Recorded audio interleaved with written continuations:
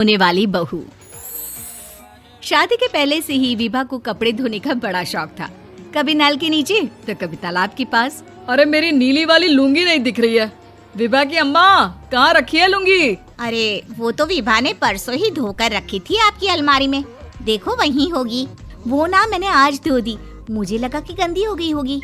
अरे कैसे गंदी हो गई थी? उसे तो मैंने पहना भी नहीं। हे भगवान, इस लड़की के कपड़े धोने की आदत से परेशान हो गया हूँ मैं। जितना तो घर में राशन नहीं आता, उससे कहीं ज्यादा डिटर्जेंट पाउडर का खर्चा है। इसकी शादी करवा दो, शादी।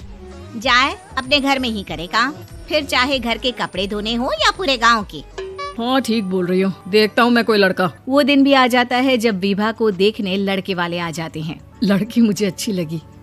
होने वाली सास कहती है, बेटी अगर कुछ पूछना है तो पूछ लो। वैसे तो हमारी लड़की बहुत ही शर्मीली है, जो बोल दो वो मान लेती है, इसे क्या पूछना होगा। अरे कैसी बात कर रही हो माँ, मुझे इन लोगों के घर रहना है, सवाल तो कई है। हाँ हाँ बेटा, पूछ लो ना, क्या पूछना है। आप लोगों के घर कपड़े कौन धोता है? सास का मुंह बन जाता है। देखो, अगर तुम ये कहना चाहती हो कि तुम्हें कपड़े धोने नहीं आते तो सुन लो, कपड़े मैं ही धोती हूँ, लेकिन तुम्हारे आ जाने के बाद मैं रुमाल तक नहीं धोऊंगी। अरे चुप रहना भाग्यवान, बहू बेचारी घर आई नहीं, उसे डराना शुरू कर दिया। वो क्या है ना बिटिया, अभी तक तो ये कल्लू की माँ ही धोती थी, लेकिन अब तुम्हारे पापा तो दहेज में वॉशिंग मशीन देंगे ही। तभी विभा की माँ बोल पड़ती है, सवाल भी पूछा तो क्या। वैसे भाई साहब, मशीन की तो फिर भी कपड़े धोने की कैपेसिटी होती है। मतलब जो बिटिया दे रहे हैं ना विभा, इसे कपड़े धोने का बहुत शौक है। ये आप लोगों के क्या, आस पड़ोस गांव मोहल्ले सबके कपड़े धो दे और उफ तक ना करे। बाहर देखा नहीं आपने कितने कपड़े सूख रहे हैं? सब हमारी बिटिया ने ही तो धोए हैं। बस भी करो ना माँ, शर्म आ रही इतनी तारीफ सुनकर। और तो और एक दाग निकाल कर दिखाओ तो मान जाऊँ। हाँ अच्छा अच्छा, माफ करना बेटा, मैंने गलत समझा। हमें तो रिश्ता बहुत पसंद है। और ऐसे जुड़ जाता है रिश्ता कपड़े धोने का शौक रखने वाली विभा का। उसकी शादी हो जाती है कोयला फैक्ट्री में काम करने वाले कल्लू के साथ। शादी के बाद अचानक विभा चिल्लाती हुई सास के पास आती है। सासू माँ, अरे सासू माँ कहाँ है आप? ये तो धोखा है, धोखा दिया आप लोगों ने मुझे। इसे ससुर के चक्कर के बारे में पता चल गया।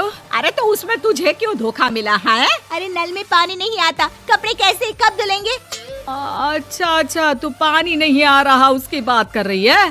तो आपने क्या सोचा? कुछ नहीं। अच्छा, तेरी माँ ने कहा था कि कपड़े धोने का शौक है तुझे, याद आया मुझे। शौक शौक बोलकर कपड़े धोने वाले मेरे जुनून को कम ना आके सासू माँ। कपड़ा धोना मेरा गुरूर है। तभी पति भी वहाँ आ जाता है। अभी अभी मैंने इसे सनी देओल की फिल्म दिखाई है, उसी के डायलॉग मार रही है माँ। अच्छा सुन, साफ साफ बता रही हूँ, पानी सुबह 4 से 6 और शाम को 10 से 12 आता है, समझी? विभा टाइमिंग सुनकर हैरान हो जाती है। ये क्या भूतों का मोहल्ला है? सुबह 4 बजे उठकर कौन कपड़े धोता है? 4 बजे टंकी में पानी जाता है, फिर सारा दिन धोना ना, किसने मना किया? अरे कैसी बात कर रही हैं? 200 लीटर की टंकी में कितने कपड़े धो लूंगी मैं? सुबह ही उठ जाऊंगी मैं। अब क्या था, विभा सुबह 4 से लेकर रात के 12 बजे तक कपड़े ही धोती रहती।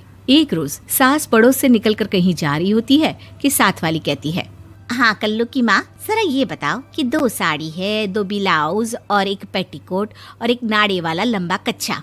हाँ तो? अरे तो क्या, कितना लोगी धुलाई ये बताओ। धोबन दिख रहे हैं हम क्या? हमारे पति सरकारी नौकरी से अभी अभी रिटायर हुए हैं और बेटा सुपरवाइजर है कोयला फैक्ट्री में। धोबन समझ रखा है हमें। हाय रे कल्लू की अम्मा, माफ कर दो, वो तो मोहल्ले में यही सब बता रहे थे कि तुमने बहू को कपड़ा धुलवाने के काम में लगा दिया है। सास को पड़ोसन की बात सुनकर गुस्सा आ जाता है। वो घर पहुंचती है जहां घर के बाहर ही इतने सारे कपड़े सूख रहे होते हैं जितने कि किसी धोबन के घर पर। अरे ओ कल्लू की दुल्हन, बाहर निकल। माँ जी यहीं आ जाओ, बाथरूम में चादर धो रहे हैं हम। अरे अभी हम धोते हैं, तुमको बाहर निकलो। ये आस पड़ोस वाले बोल रहे हैं कि हम बहू से कपड़े धुलवा धुलवा कर उसे कपड़ा धोने वाली बना दिए हैं। अरे छोड़ो ना माँ जी, किन लोगों की बातों में आती हो? आस पास के लोगों का तो काम ही होता है कि वो किसी तरह सास बहू को लड़ा दे। बहू सारे घर के कपड़े धोती है, ये क्या कम है? बोलिए। सास को भी लग जाता है कि वो बहू का ये सनकीपन नहीं छुड़वा सकती, इससे अच्छा है कि खुद ही चुप हो जाए।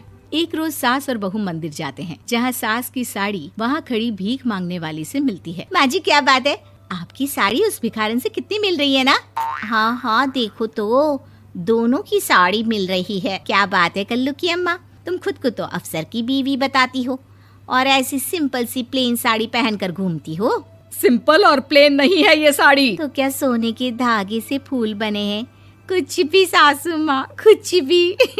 हाँ, बने थे इस साड़ी में सोने के धागे से फूल।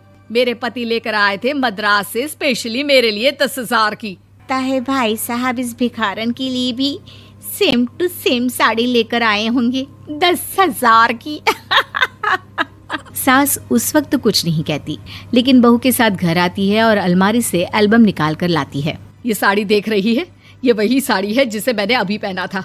इस साड़ी में ये जो चमकदार फूल दिख रहे हैं ना, ये सोने के धागों से काढ़े गए हैं।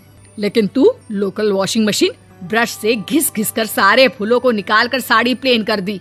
मुझे माफ कर दीजिए सासू माँ। और तो और, जब मैंने तुझे तेरी गलती के लिए कुछ नहीं कहा, लेकिन तूने तो सबके सामने मेरा मजाक ही बना दिया। क्यों? बहू को समझ में आ जाता है कि अब से उसका कपड़े धोना बंद।